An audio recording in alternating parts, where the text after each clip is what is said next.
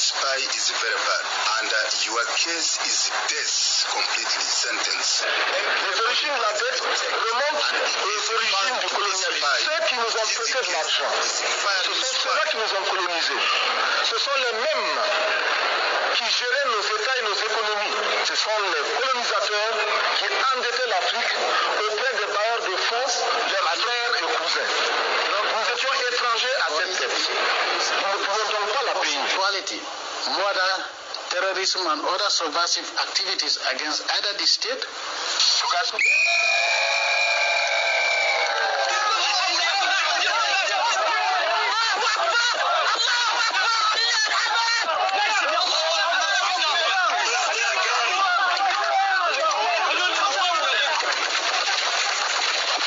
Les Américains et le reste du monde, à l'exception des pays francophones et la France. Donc nous ne voulons plus de plateau Zaïre.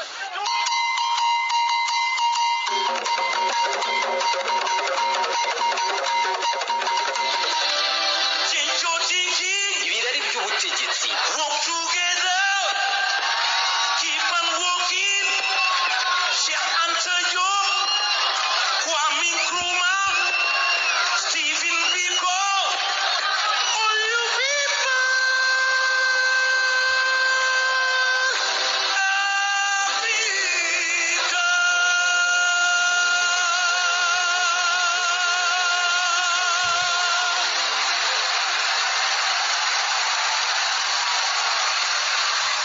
Ibirari by'ubutegetsi. Afurika muri demokarasi, urugamba rukomeza. Uburiganya mu matora, guta mu buroko no kwikiza abo mutavuga rumwe ngo urambe ku butegetsi, gusahura umutungo wa rubanda, Gukoreshwa ku nyungu z'amahanga, ubutegetsi mu maboko y'udutsiko n'imiryango, ubugambanyi no guhirika ubutegetsi n'imvugo zigarukwaho kenshi mu kugaragaza isura y'ubutegetsi muri Afurika. Demokarasi n'ubutegetsi ku neza ya rubanda, guhangana n'amahanga agizwe na politike yampatse ibihugu, guteza imbere ubumwe bwa bene gihugu, gusaranganya imitungo no guhererekanya ubutegetsi mu mahoro. Ibi bikomeza kuba inzozi nubwo amateka atabura kugaragaza ko hari ingero zaho byashobotse.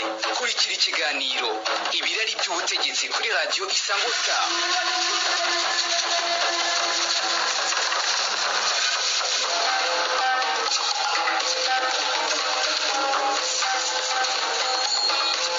n'ubutegetsi buhuriweho bwa Ethiopia buhanganye mu ntambara imwe n'intara ya Tigray mu ntara 10 ubusanzwe zigize iki gihugu, yatangiye mu Gushyingo kwa 2020 mu karere ka Tigray muri Ethiopia, hagati y'ingabo zidasanzwe z'akarere ka Tigray iyobowe n'ishyaka ryitwa Tigray People's Liberation Front, ikaba ihuje ingabo z'igihugu cya Ethiopia ku bufatanye n'ingabo zidasanzwe z'akarere ka Amhara.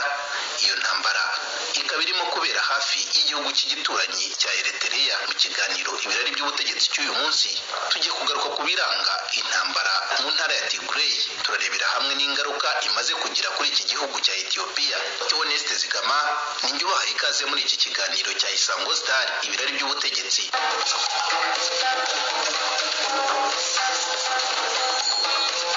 Intandaro y'amakimbirane muri Tigray ni igitero gitunguranye cyagabwe n'inzego z'umutekano z'akarere ka Tigray ziyobowe n'ishyaka riri ku butegetsi rya Tigray People's Liberation Front TPLF ku cyicaro gikuru cy'ubuyobozi bw'amajyaruguru bw'ingabo z'igihugu cya Ethiopia. Mu gitondo cyo ku itariki 4 Ugushyingo 2020, abashinzwe umutekano mu karere ka Tigray bayobowe na Tigray People's Liberation Front TPLF bagabye igitero gitunguranye ku cyicaro gikuru cy'ubuyobozi bw'amajyaruguru bw'ingabo z'igihugu cya Ethiopia Imekere, umurwa mukuru w'akarere ka Tigray. Umwe mu bagize komite nkuru ya TPLF Sekou Touré yemeje ko imyigaragambyo yabanjirije iki gitero yakozwe mu kwirwanaho. Muri icyo gitero bivugwa ko abantu benshi bishwe, imitungo myinshi irangirika, abandi barakomereka, kandi nk'uko guverinoma ya Ethiopia ibivuga, iki kigo cyasahuwe imbunda n'intwaro zikomeye. Ni nyuma yaho Abiy Ahmed, minisitiri w'intebe wa Ethiopia, yatangaje ko igitero cya gisirikare kigamije kugarura amategeko n'ubuyobozi bukuru muri aka karere ka Tigray mu mezi 6 azakurikira. iki gitero. Serivisi z'amashanyarazi, telefone na interineti muri Tigray zahise zihagarikwa n'abayobozi ba Ethiopia, nubwo havuzwe ko TPLF ubuyobozi bw'akarere ka Tigray bwatangaje ko buzihorera igitero icyo ari cyo cyose kuko bahagaritse ibintu byose byo gutwara abantu harimo n'indege. Intambara ikomeza kurota nyuma y'ihagarikwa rya serivisi za telefone na interineti muri Tigray. Amnesty International wasabye ko abayobozi ba Ethiopia bagarura vuba itumanaho kugira ngo bubahirize uburenganzira bw'abaturage ku bijyanye n'ubwisanzure mu gutanga ibitekerezo. Umuryango w'abibumbye wasabye ko kandi amakimbirane akomeje kwiyongera mu karere yahita hagarikwa ako kanya. Ku itariki 5 Ugushyingo 2020 umuyobozi mukuru w'akarere ka Tigray Gebre Mikael yatangaje ko ingabo za Tigray zafashe intwaro nyinshi ku cyicaro gikuru cy'ingabo z'amajyaruguru ya gisirikare cya Ethiopia. Yavuze ko kandi ubuyobozi bw'amajyaruguru bwagiye mu ruhande rwa Tigray, ariko leta ya Ethiopia yabyamaganiye kure. Yavuze ko ari amakabyo nkuru kandi ko ari ibinyoma, kandi ko ingabo zirwanira mu kirere za Ethiopia zateye ibisasu ahantu hafi ya Mekele, umurwa mukuru wa Tigray. Impunzi zahungiye muri Sudani ziyongereye cyane mu kwezi kwa 11 2020, aho impunzi zigera ku 10,000 zamutse umupaka kuva intambara yatangira. Ubusanzwe Ethiopia ni igihugu kigizwe na leta zitandukanye z'uturere zihuzwa kandi zigategekwa na leta y'igihugu cyo mu murwa mukuru wa Addis Abeba. Tigray ikaba iherereye mu majyaruguru y'iki gihugu, nyamara mu ntangiriro y'intambara igiye kumara hafi umwaka abategetsi batandukanye ba Ethiopia bumvikanye bagaragaza ko nta gikuba cyacitse ko intambara itazatinda. Uyu ni Abiy Ahmed, minisitiri w'intebe, yagize ati 99% ታርጌት መተናል 99% ኮላተራል ዳሜጅ አልነበረውም። የሚያጠራጥር ሲሆን አንተኩስም ለምሳሌ uburyo burenze 99%. Dufite kandi uburyo bwo kugarura ibyangijwe na biriya bitero nabwo 99%. Ntidushobora kwirirwa duhuka turasa kuko abana bapfa n'abacu. Ingabo dufite zikoresha drone nizo zirashisha kubera ko zizo ubushobozi bw'ingabo duhanganye, ariko kandi turakoresha drone kugira ngo tubashe kumenya aho abo duhanganye baherereye.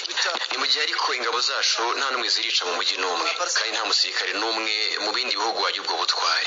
Dufite igisirikare gifite imyitwarire myiza kandi rwose n'intwari. ሀገር ወታደር ቢሆን ከዚህ በለጠ ብቃት ማሳየት አይችልም። በጣም ዲሲፕሊንድ ጀግና ወታደር ነው ያለው። መቀሌ ልታፈርሱ ነው፣ መቀሌ ልታረጉ ነው ያልተባለ ዘመቻ የለም። መቀሌ እኮ የኛ ነው። ሌዲ ወይን umuvugizi wa guverinoma ya Ethiopia yaramwunganiye agira ati until each and every one of them are apprehended or until they rank and file. Abenshi mu bagize TPLF bataye muri yombi, abandi bakuriye imishwaro batamapeti yabo, mbese bataye ibyangombwa byabo ku buryo nta kizere cyo kurwana bagifite. Baracyashakisha uko bazanzamuka ngo babone uko barwana, ariko mu by'ukuri ntabwo byabakundira. Turimo gukora iperereza kuri ibi byabaye, ariko mu by'ukuri ibyabaye byose ni TPLF biri inyuma. Abambere dukeka n'abayobozi ba gisirikare mu majyaruguru y'igihugu, abakabiri dukeka nabo n'abandi babafasha bo mu majyaruguru. Our soldiers was in command. The second casualties again was from both sides. Imirwano yakajije umurego kuva mu kwezi kwa gatandatu uyu mwaka, ubwo inyeshyamba zisubizaga igice kinini cya Tigray harimo n'umurwa mukuru wayo Mekele, zibumbiye mu mutwe wa Tigray Defense Force TDF uhuriwemo na TPLF n'indi mitwe yitwaje intwaro yaho. Ishyaka rya TPLF niryo ryari ku butegetsi mu karere ka Tigray mbere y'uko rihirikwa n'ingabo za leta ya Ethiopia mu kwezi kwa 11 muri 2020. Abakuru ba TPLF bashwanye na minisitiri w'intebe wa Ethiopia Abiy Ahmed ku bijyanye n'amavugurura muri politike, nubwo kuba TPLF yarafashe ibigo bya gisirikare by'ingabo za leta byo muri Tigray nibyo byabaye imbarutso y'igitero leta yigabyeho. Leta ya Ethiopia ivuga ko TPLF ari umutwe w'iterabwoba, ariko TPLF yo ariyo leta y'akarere ka Tigray kandi yemewe n'amategeko ishaka no kwigenga, niyo mpamvu ikomeza kurwana inkundura. Leta ya Ethiopia kandi yatangaje ko inyeshyamba zimaze gusenya amavuriro abarirwa mu bihumbi mu gice cy'amajyaruguru y'igihugu. Abantu barenga 1,900,000 bo mu turere twa Amhara na Afar muri Ethiopia nta buvuzi bashobora kubona, nyuma y'amakuru avuga ko inyeshyamba Tigray People's Liberation Front TPLF zasenye ku bushake zikanasahura amavuriro. Minisitiri w'ubuzima wa Ethiopia Lia Tedesi yabwiye abanyamakuru ko inyeshyamba zasenye ibitaro 20, ibigo nderabuzima 277 ndetse n'amavuriro mato y'inyunganizi angana n'igihumbi n'ijana na 162 mu karere ka Amuhala. Madamu Lia yongeyeho ko ikigo cy'ibitaro kimwe, ibigo nderabuzima 10 n'amavuriro mato y'inyunganizi 38 byashyirwa mu karere ka Afar ku itariki 30 y'ukwezi kwa munani uyu mwaka. Minisitiri w'uburezi wa Ethiopia Getachew Mekuria yavuze ko inyeshyamba zashenye amashuri arenga 7,000 mu majyaruguru ya Ethiopia, arimo 445 yo mu karere ka Afar n'arenga 140 yo mu karere ka Amuhala. Imirwano hagati y'inyeshyamba zo mu karere ka Tigray n'ingabo za leta ya Ethiopia yatangira muri Tigray mu kwezi kwa 11 2020, ariko bimaze gukwirakwira mu turere bihana imbibi twa Amuhala na Afar. Imaze guhitana abantu ibihumbi n'ibihumbi, ababarirwa muri za miliyoni bakuwe mu byabo n'iyi ntambara. Abandi nabo bari mu kaga aho bakeneye imfashanyo, abandi bahungiye mu bihugu bitandukanye by'umwihariko mu gihugu cya Sudani. Si ibi gusa kandi imaze no kwangiza ku buryo bukomeye aho ubukungu bwa Ethiopia bwazahajwe n'iyi ntambara. Bishobora kuzafata imyaka myinshi kugira ngo igihugu kizahurwe. Ku murwa mukuru wa Addis Abeba, umugabo w'imyaka 26 utarashimye ko amazina ye yose akoreshwa mu itangazamakuru avuga ko amafaranga akoresha mu kwezi yikubye kabiri kubera impamvu ebyiri. Intambara yadutse muri Tigray mu kwezi kwa 11 muri 2020 hamwe n'icyorezo cya COVID-19. Avuga kandi mbere intambara na COVID-19 bitaraduka yakoreshaga biri, ni ukuvuga amafaranga akoreshwa muri Ethiopia angana n'igihumbi ku kwezi, ni ukuvuga amadolari 22 buri kwezi ahaha ibyo guteka. Ubu ngo akoresha biri 2,000. Ni ibintu bikomeye cyane. Akomeza avuga ko no gukoresha telefone ngo bigoranye, imyambaro kuyigura biragoranye, ndetse no kubona ibyo kurya. Ikigereranyo gitangwa n'inzego za leta yerekana ko ibiciro by'ibiribwa koko byazamutse muri Ethiopia muri rusange kubera intambara yo muri Tigray. Mu kwezi kwa 7 uyu mwaka byari byikubye kane ugereranyije n'uko byari bimeze mu mwaka ushize. Faizo Lobo, umuhanga w'umunyamerika impuguke mu mitegekere mu ihembe rya Afurika, avuga ko gukoresha amafaranga mu bikorwa by'intambara bigira ingaruka mbi ku bushobozi bwa Ethiopia mu kwakira amadolari, bigatuma kandi urugero rwo kuvunja rugabanyuka. Ntibizwe amafaranga yose intambara imaze gutwara uko angana, ariko ikigo cyitwa Trading Economics cyagereranyije ko amafaranga ajya mu bya gisirikare azagera kuri miliyoni 502 z'amadolari kugera mu mpera z'uyu mwaka, mu gihe zari miliyoni 460 umwaka ushize. Umunyamabanga mukuru wa Loni Antonio Guterres yavuze ko iyi ntambara imaze gutwara igihugu abarirwa muri miliyari y'amadolari. Mbere y'intambara n'icyorezo cya coronavirus, ubukungu bwa Ethiopia bwari bwariyongereye cyane buzamukaho 10% buri mwaka kugeza mu mwaka wa 2019 nk'uko bigereranywa na banki y'isi. Muri iki gihugu abaherwe banze gutanga amafaranga bakomeza kuyabika, none idolari ryaramanutse cyane, ubu rivunjwa rigera kuri 67 y'amabiri, ni ukuvuga amafaranga akoreshwa muri Ethiopia ubwo intambara yakomezaga gukwira mu ntara ya Tigray ndetse no mu duce tuyikikije twa Amuhala na Afar. Yaba uruhande rwa leta ndetse n'abayirwanya, impande zombi zashinjwe gukora amahano harimo gusambanya ku ngufu, kwica ikivunga abaturage b'abasivile batari mu ntambara b'inzirakarengane. Kubera ubukana bw'iyi ntambara kandi, intara ya Tigray leta yafashe umwanzuro wo gufunga bimwe mu bikorwa birimo guhagarika inzira z'itumanaho ndetse n'amabanki arafungwa. Byabaye nyuma y'aho ingabo za TPLF zigaruriye umurwa mukuru w'intara ya Tigray, Mekele. Abantu babarirwa mu bihumbi muri Tigray ubu babayeho barabuze ayo bakira n'ayo bamira, aho kwikinga n'ingorabahizi. Bugarijwe n'inzara kubera ko bigoranye cyane kubagezaho imfashanyo kubera ibibazo by'umutekano muke muri iyi ntara. Umuriro w'amashanyarazi na esanse nabyo bibona umugabo bigasiba undi, bigatuma ibiciro byabyo bikomeza gutumbagira.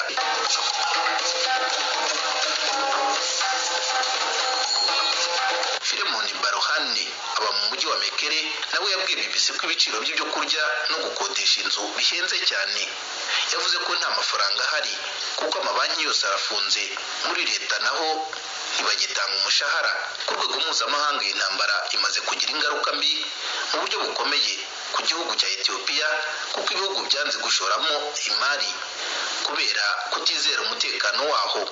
Ibitangazamakuru mpuzamahanga bitangaza ko ku icuruzwa ry'itumanaho ryarahagaze kuko sosiyete y'itumanaho yo muri Ethiopia iherutse guhabwa abikorera urugero rwa mbere rwo hasi mu myaka hafi 20 kubw'ikigega mpuzamahanga FMI. ukwiyongera k'ubutunzi bwa Ethiopia muri rusange uyu mwaka kugereranwa ko kuzagabanuka cyane kuva kuri 6% mu mwaka wa 2020 kugeza kuri 2% mu mwaka wa 2021. Ibyo iki gihugu cya Ethiopia kigurira hanze ibintu bibarirwa muri miliyari 14 z'amadolari mu gihe cyohereza ibingana na miliyari 3.4 z'amadolari. Hari amakenga ku kwiyongera kw'ideni rya leta ya Ethiopia mu gihugu. Hagati aho hari abagereranya ko iri deni rizagera kuri miliyari 60 z'amadolari y'Amerika uyu mwaka, no kuvuga hafi 70% y'umusaruro mbumbe wo muri iki gihugu, kubera impamvu z'iyi ntambara yo muri Tigray ihanganishije ubutegetsi bwa leta ya Ethiopia n'inyeshyamba zo muri Tigray. Amerika yafatiye ibihano ingingo zimwe na zimwe zerekeye impushya, ihagarika impushya zimwe na zimwe ku kujya muri icyo gihugu, by'umwihariko ihagarikira impushya abafite uruhare muri iyo ntambara, kandi ihagarika zimwe na zimwe mu mfashanyo leta z'ubumwe za Amerika yageneraga Ethiopia. Kugeza ubu kandi amahanga yirinze gutera inkunga igihugu cya Ethiopia cyangwa ngo ahagarike imigambi y'imfashanyo y'ubutunzi mu by'ubukungu. Hafi 1/4 cy'abanya-Ethiopia babayeho munsi y'urugero rw'ubukene, naho muri rusange ayo umuturage yinjizaga abarirwa mu madolari 85 ku mwaka. Ni intambara yateje ubukene bukomeye cyane mu gihugu cya Ethiopia. Mu ntara ya Tigray usibye ubukene bunuma, hari ibikorwa byo gufata ku ngufu abagore n'abakobwa. Ku wa gatanu ku itariki 12 Gashyantare 2021 nibwo minisitiri uhagarariye abagore, abana n'urubyiruko muri Ethiopia Filizan Abdullahi yatangaje ku rubuga rwa Twitter ko bamaze kubona ibyegeranyo cyangwa se amakuru yatanzwe n'itsinda ryoherejwe gukurikirana ibyabereye muri Tigray, maze basanga koko hari abafashwe ku ngufu. Ibyo bikaba ari amakuru y'impamo. Uwo muyobozi yavuze ko kandi itsinda rishinzwe iperereza ku byabereye mu ntara ya Tigray rigikora iperereza ryimbitse cyane ko intambara igikomeje kugira ngo bamenye ababikoze ndetse n'abakorewe ayo mahano. Kugeza ubu mu ntara ya Tigray haracyari imbogamizi ku miryango ifasha abari mu kaga, ishaka gutanga imfashanyo y'ibyo kurya hamwe n'imiti bikenewe cyane. Imiryango itanga imfashanyo ivuga ko abantu bangana na miliyoni 4 bakeneye gufashwa, abo bakaba ari 60% y'abanya-Tigray. Leta ya Ethiopia yo ivuga ko abantu miliyoni 2.5 aribo bonyine bakeneye imfashanyo. Ikinyamakuru BBC giherutse kwandika ko uhagarariye umuryango wa Croix Rouge yo muri Ethiopia avuga ko 85% y'abanya-Tigray nibo badashobora gushyikirizwa imfashanyo, kandi ko abantu ibihumbi n'ibihumbi bashobora kwicwa n'inzara vuba aha niba hatagize igikorwa.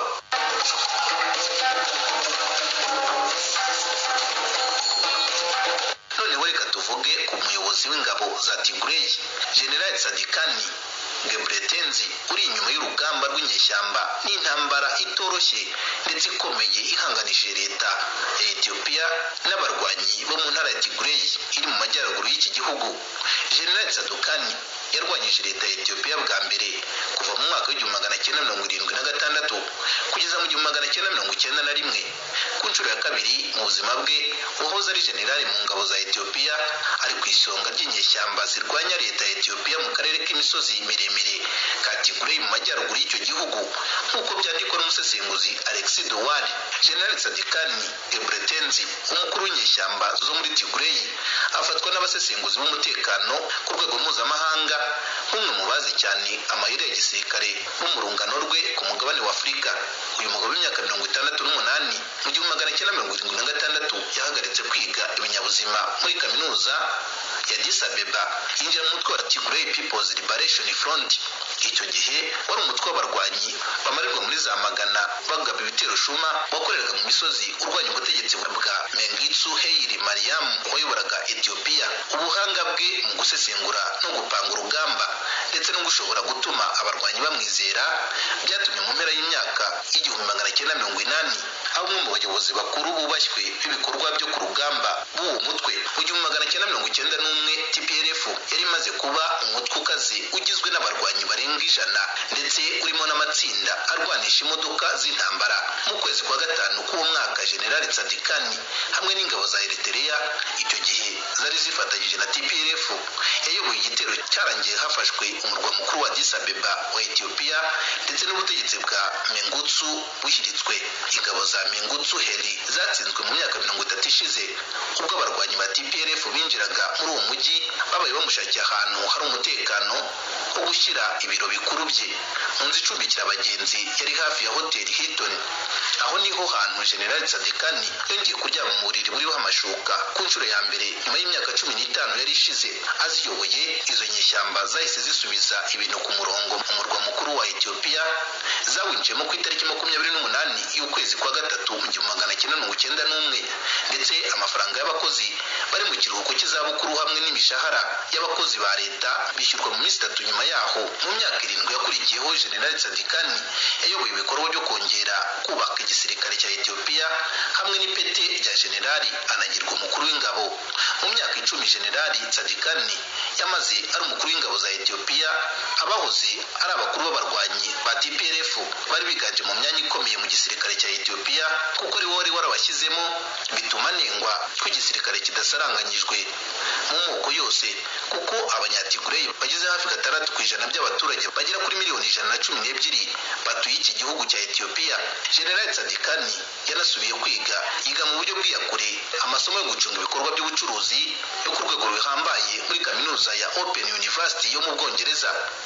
Profeseri Graham Salmani uku niko yibuka uyu wari umunyeshuri we, avuga ko asa nk'urenze ishusho y'uko umusirikare mukuru abonwa muri rusange, ngo aratuje, aratekereza cyane, atega amatwi, asa nk'ugira isoni, yumva ibitekerezo by'abandi bantu, ariko birumvikana imbere muri we arakaze.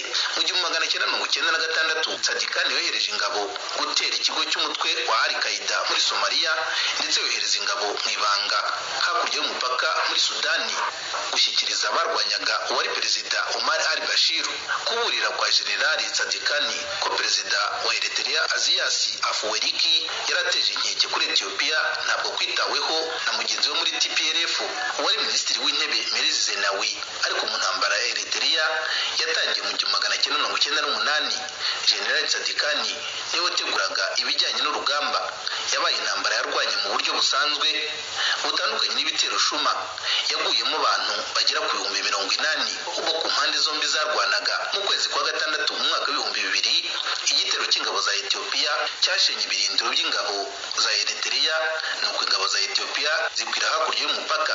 General Sadikani yashakaga gukomeza kurwana kugeza ku murwa mukuru wa Asmara wa Eritrea, ariko minisitiri w'intebe Meles Zenawi amutegeka kurekeraho, avuga ko intego z'intambara ya Ethiopia zagezweho kandi ko Eritrea yacishijwe bugufi.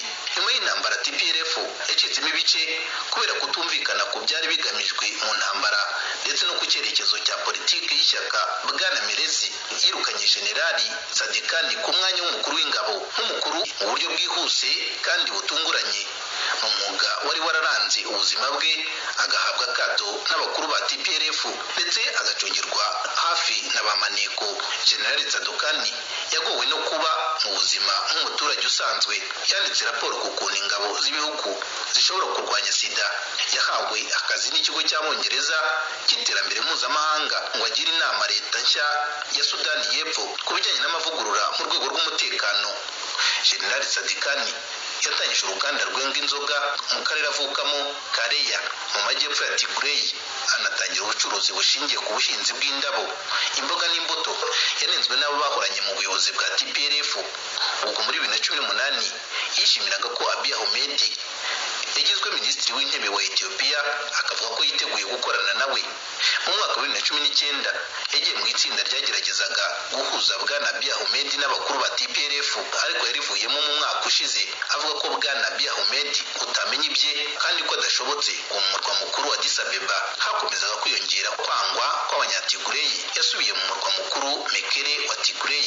Ubwo mu kwezi kwa 11 2020 intambara yatangiraga muri Tigray, yagiye mu barwanya Ethiopia ashyira ku ruhande ibyo atumvikanagaho n'abandi bategetsi bo muri Tigray. Urubyiruko rwitabiriye ku bwinshi kujya muri uwo mutwe, dutewe ubwoba n'ubwicanyi bwakorewe bene wabo bo muri Tigray. Abandi basekumbata bari bararwanya izindi ntambara, abo binjira muri uwo mutwe barimo n'abari bamaze imyaka baravuye muri TPLF. Ku ruhande rwayo leta ya Ethiopia yashyizeho impapuro zo guta muri yombi General Sadikani n'abandi bategetsi bo muri Tigray, yabashinje ubugambanyi. Ivuga ko batangije intambara bategura igitero ku bigo by'ingabo za Ethiopia muri Tigray. Umusaruro ukomeye kandi utangaje mu gisirikare guhangana n'ingabo za leta ya Ethiopia byahurije hamwe Tigray Defense Force TDF uhuriwemo n'abo muri TPLF n'abatari muri TPLF. General Tsadukani yarazamuwe ashyirwa mu bayobozi bakuru b'uwo mutwe ndetse anahabwa inshingano zo kuyobora ibikorwa bya gisirikare. Abantu babarirwa mu bihumbi batangazwa ko biciwe mu mirwano y'impande zombi. Benshi mu rubyiruko rwo muri uwo mutwe nta nkweto bambaye, bakunda kuba bafite gusa imbunda bashoboye guhungana mu ntoki, ariko bashoboye gusenya uburyo bari bagoswemo kubera uburyo bukarishye bagabyemo ibitero. General Tsadikani ntabwo azakubwira umubare w'abarwanyi ba TDF bishwe cyangwa bakomeretse bari mu myitozo bisuganya, ni nako barwanaga kugeza ubwo mu kwezi kwa gatanu k'umwaka wa 2021 General Tsadikani n'abakuru b'inyeshyamba bagenzi be bageranyije ko noneho bari bamaze kugera ku rugero rungana n'urwabo barwanaga nabo. Itsinda ry'ibihugu bikize ku isi rizwi nka G7 byasabye ko hatangwa agahenge kugira ngo imfashanyo zishobotangwa muri Tigray. TPLF yasohoye itangazo rivuga ko yiteguye gutanga imfashanyo, ntiyavuga ku gahenge.